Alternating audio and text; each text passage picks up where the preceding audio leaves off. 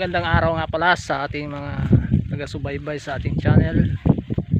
So medyo matagal-tagal na rin na hindi tayo nakapag-upload ng video mga idol.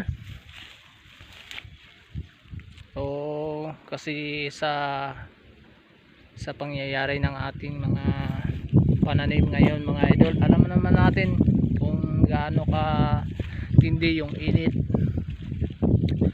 Kasi nasa summer po tayo na buwan. So hindi tayo makapag-produce ng ng maraming gulay mga idol. So ang gawin natin ngayon mga idol ay magpipitas tayo sa kunting upo natin. Ito. Kukunin natin to ang pwede na madadala.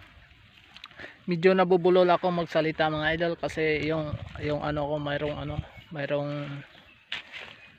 ang dila ko medyo masakit.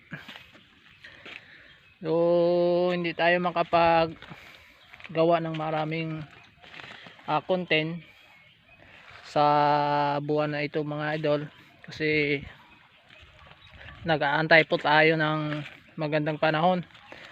Ilang buwan na po na hindi nagkaroon dito ng ulan. So ang lupa ay napakatigas, hindi tayo makatanim. So ang gawin po natin ay mag-antay po tayo sa ulan kasi hindi naman pwede na basta-basta lang magtanim tayo na hindi po maulanan yung lupa kasi mahalaga po yun sa tanim, yung ulan.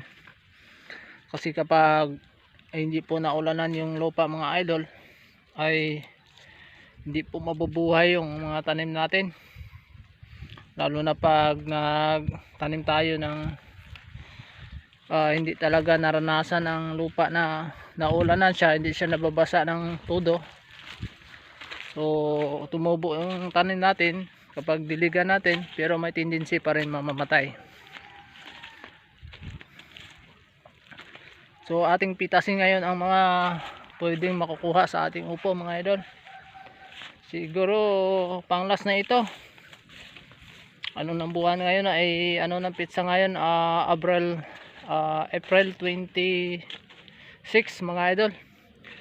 So next week wala na po tayong makukuha na gulay sa ating gulayan. So we are still waiting for sa tamang panahon na sana ay uulan na para makapag-produce naman tayo ng gulay mga idol. Ganyan talaga ang buhay pag manananim tayo ng mga gulay, halaman.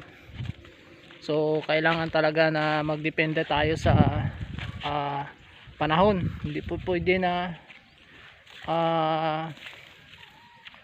magtanim tayo na masyadong mainit kasi naka-apekto po sa ating pananim. So ang kailangan natin ay mag-antay tayo sa ulan. Kung saka na uulan mga idol, pag uulan na siguro ulan na mga 2 beses, pwede na po na magtanim tayo.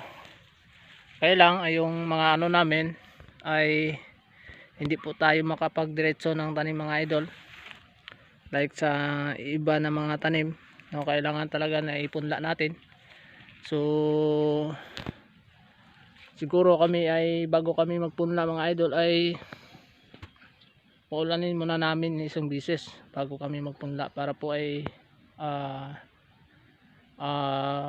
sigurado na darating ng ulan. Kasi pag magpunla tayo, mayroon kasing tanim na 2 linggo lang pwede na itanim, katulad ng ampalaya. So hindi po pwede na lumampas siya. Pag lumampas siya ng 2 linggo, pag hindi po naulanan ang lupa tapos itatanim natin, may tendency po na mamamatay, lalo na po pag tumagal pa yung init at hindi po nagkaroon ng ulan. So yun po ang gagawin natin, ay magantay po tayo sa ulan.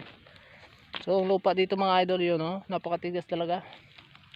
Yung dito na side yun, patay na yun ng mga dito, yung upon dito. So magpitas kami ng konting upo ngayon kasi idadagdag namin sa dati naming pinitas noong Martes, kasi sa isang linggo ay ginawa na namin na Biyernes lang ang pick up, kasi ayun nga ay punti na lang yung upo namin, kaya yun pong ginawa namin. Siguro pang last na ito mga idol, ay by next week hindi na po tayo makapagpitas kasi wala na nga malulugi na yun ang ano natin, yung buyer natin pag yung buyer natin kapag magpipick up pa rin siya. So pang last na ito na Biyernes ngayon, ay pang last na talaga.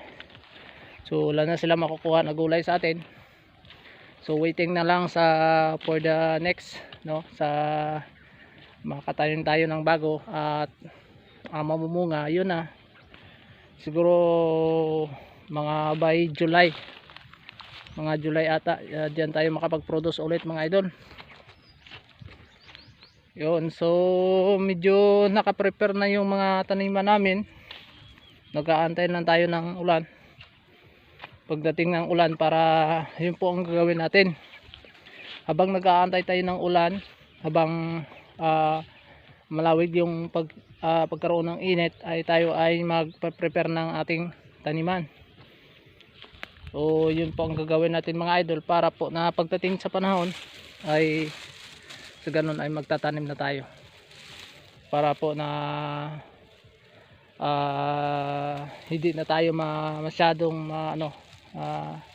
busy kapag pagdating sa tingtanim o tag-ulan. So ang gagawin natin ay magtatanim tayo. Diyan na po ang gagawin natin pag mag-ulan na. So yung ano namin mga idol ay naka-prepare na talaga para po sa darating na tag-ulan. Ulan lang po ang naantay natin para po tayo makapag-produce ng gulay ulit. Yun, shout out po sa lahat ng mga taga-subaybay sa ating channel, na katulad ko rin ng mga farmers. Shout out lahat sa inyo. Salamat po sa patuloy na pag-subaybay sa ating channel.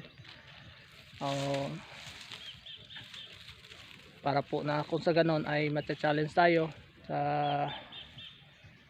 mga paraan po kung paano. So mahalaga po yung mga farmers mga idol, kapag wala tayo, hindi tayo magtatanim, ay talagang lalong mahihirapan yung ano natin, yung mga lugar kung saan tayo na ano. So mahalaga pa rin ang papel ng mga farmers sa lipunan mga idol, kasi maraming mga tao na hindi puro mahilig magtanim. So pahilig-hilig lang po yung ano natin, kung ano yung hilig natin. So sayang naman pag may mga lupa tayo. So kung may skill tayo, kung may ano tayo, may skill tayo sa pagtatanim, so gamitin natin sa pagtatanim kung may mga lupa tayo na bakante o mga available. Yun na po mga idol, at salamat po sa inyong oras, at magandang umaga uli, magandang tanghali at magandang gabi sa lahat. God bless po.